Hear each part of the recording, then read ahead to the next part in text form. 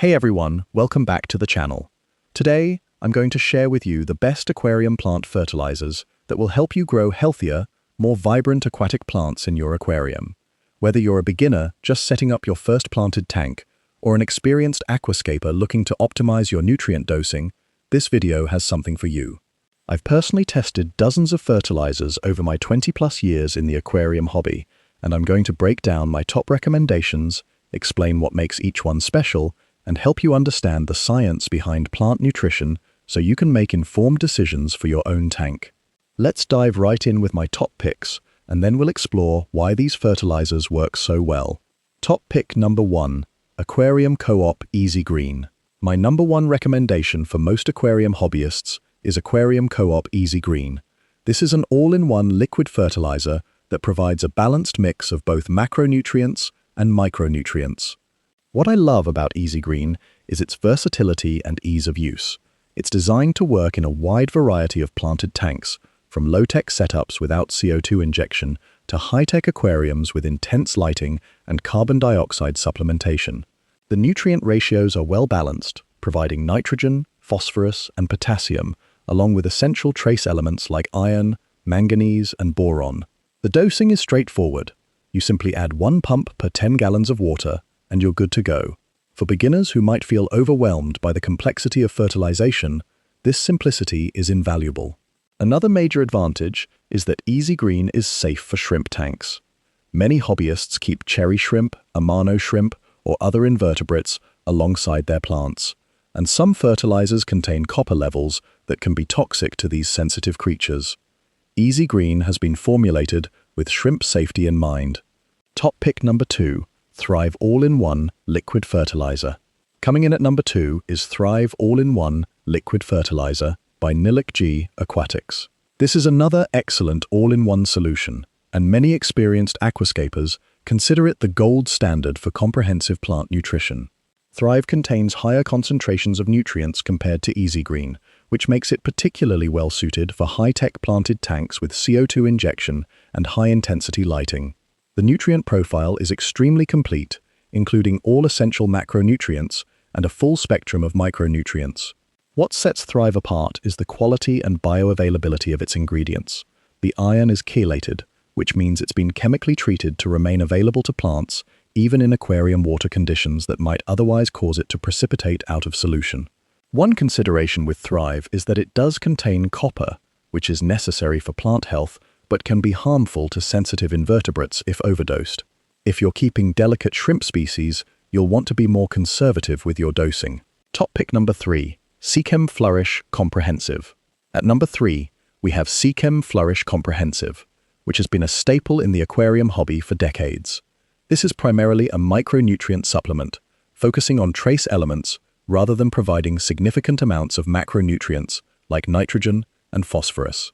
Flourish Comprehensive is ideal for aquariums with active substrates that already provide nutrients to plant roots, or for tanks with a moderate fish load where fish waste supplies adequate nitrogen and phosphorus through the water column. The formula includes a wide range of trace elements: iron, manganese, boron, molybdenum, zinc, and others that plants require in small quantities but are essential for proper growth and metabolism. The nutrients are carefully chelated to remain stable and available in a wide range of water chemistry conditions. The main limitation of Flourish Comprehensive is that it's not a complete fertilizer. If your substrate is inert sand or gravel and you don't have many fish, your plants will likely need additional nitrogen and phosphorus. Before we go deeper into the science of plant fertilization, let me explain why you should trust my recommendations. I've been keeping planted aquariums for over 20 years.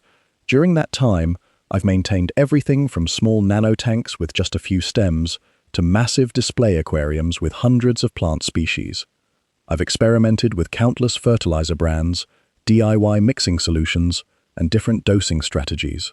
For several years, I worked at a specialty aquarium store where I had the opportunity to see thousands of customer tanks and help troubleshoot their plant growth problems. This gave me invaluable insight into what works in real-world conditions, not just ideal laboratory setups. When I recommend a product, it's based on extensive personal testing and observation of real results in actual aquariums. My goal is to help you avoid the frustration and wasted money that comes from buying products that don't deliver on their promises. Now let's talk about the science behind these fertilizers so you understand not just what to buy, but why these nutrients matter for your plants. Aquatic plants require 17 essential nutrients to grow and thrive. These nutrients are divided into two categories: macronutrients and micronutrients. Macronutrients are elements that plants need in relatively large quantities. The three most important macronutrients are nitrogen, phosphorus, and potassium, often abbreviated as NPK. Nitrogen is absolutely critical for plant growth. It's a major component of chlorophyll, the green pigment that allows plants to perform photosynthesis. It's also essential for protein synthesis and overall plant metabolism. In aquariums, nitrogen typically comes from fish waste, which breaks down into ammonia, then nitrite, and finally nitrate through the nitrogen cycle. However, in heavily planted tanks with few fish, there may not be enough nitrogen available from biological sources alone. Nitrogen deficiency shows up as yellowing of older leaves first. Since plants are mobile with nitrogen, they can move it from older growth to support new growth. The plant essentially cannibalizes its own older leaves to keep producing new ones. Phosphorus is the second crucial macronutrient. It plays essential roles in energy transfer within plant cells, root development, and flowering.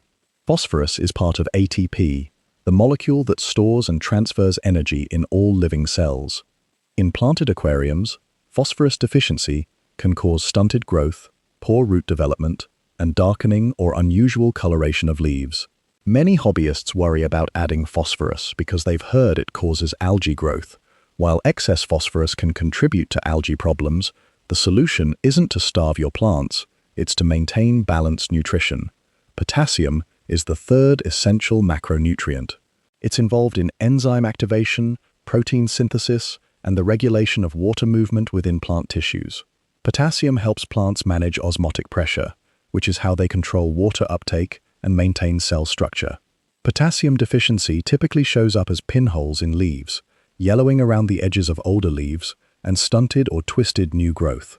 Unlike nitrogen and phosphorus, potassium doesn't come from fish waste in significant amounts, so it almost always needs to be supplemented in planted aquariums. Micronutrients, also called trace elements, are nutrients that plants need in much smaller quantities than macronutrients, but they're equally essential for healthy growth. Iron is probably the most important micronutrient from an aquarium hobbyist's perspective. It's crucial for chlorophyll production and plays a major role in plant coloration. Without adequate iron, plants can't produce the vibrant reds, pinks, and purples that make planted aquariums so visually striking. Iron deficiency causes a condition called chlorosis, where new leaves grow in pale or yellow instead of healthy green. Unlike nitrogen or potassium deficiency, which affect older leaves first, iron deficiency appears in new growth because iron is an immobile nutrient. Plants can't relocate it from old leaves to new ones. The challenge with iron in aquariums is that it readily reacts with oxygen and precipitates out of solution, becoming unavailable to plants. This is why quality fertilizers use chelated iron, which is chemically bound to organic molecules that keep it stable and bioavailable. Manganese is another essential micronutrient involved in photosynthesis and enzyme activation.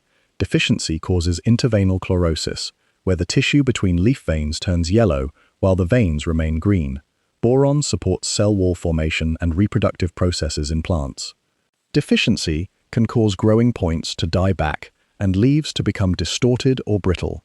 Other important micronutrients include copper, zinc, molybdenum, magnesium, calcium, and sulfur, each supporting specific metabolic processes within plant cells.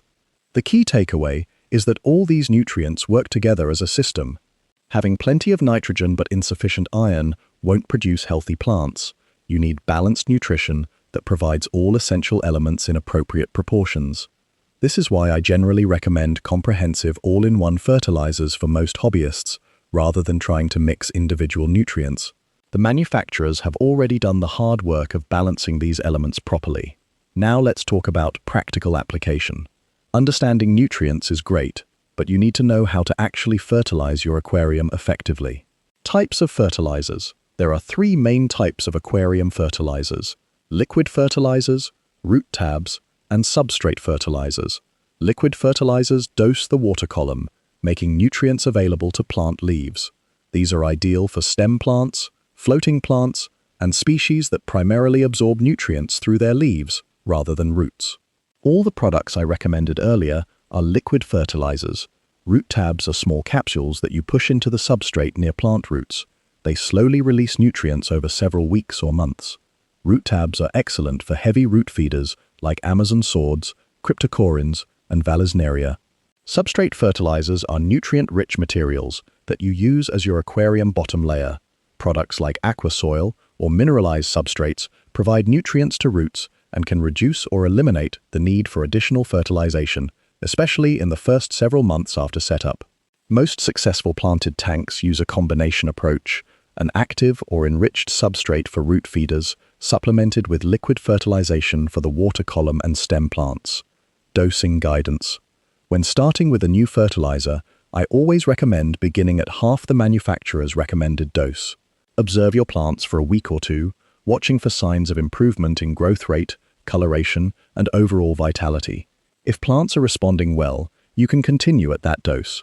If you're still seeing deficiency symptoms, gradually increase the dose until you find the sweet spot for your particular aquarium. Every tank is different.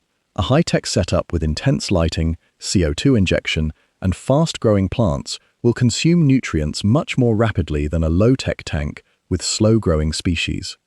Your fish load, water change schedule, and substrate type all affect nutrient availability. I typically recommend dosing after water changes, so you're replenishing nutrients that were removed, along with the old water. Many hobbyists follow a routine of 50% water changes weekly, with fertilizer dosing immediately afterward. Troubleshooting deficiencies. If you notice yellowing older leaves with healthy new growth, suspect nitrogen deficiency.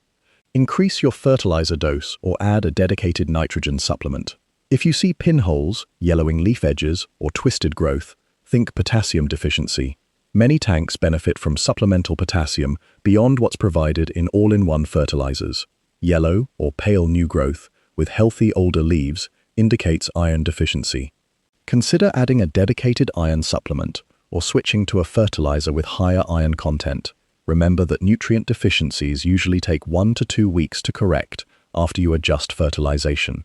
Don't panic and make dramatic changes immediately. Give your adjustments time to take effect. Proper fertilization is one of the foundational pillars of successful planted aquariums, along with appropriate lighting and carbon dioxide.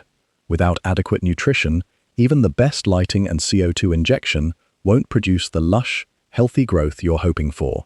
The fertilizers I've recommended today represent the best options currently available for aquarium hobbyists at various experience levels and with different tank setups.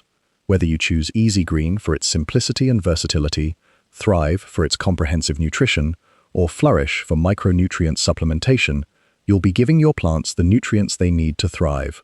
Remember to start conservatively with dosing, observe your plants carefully, and adjust based on what you see happening in your specific aquarium.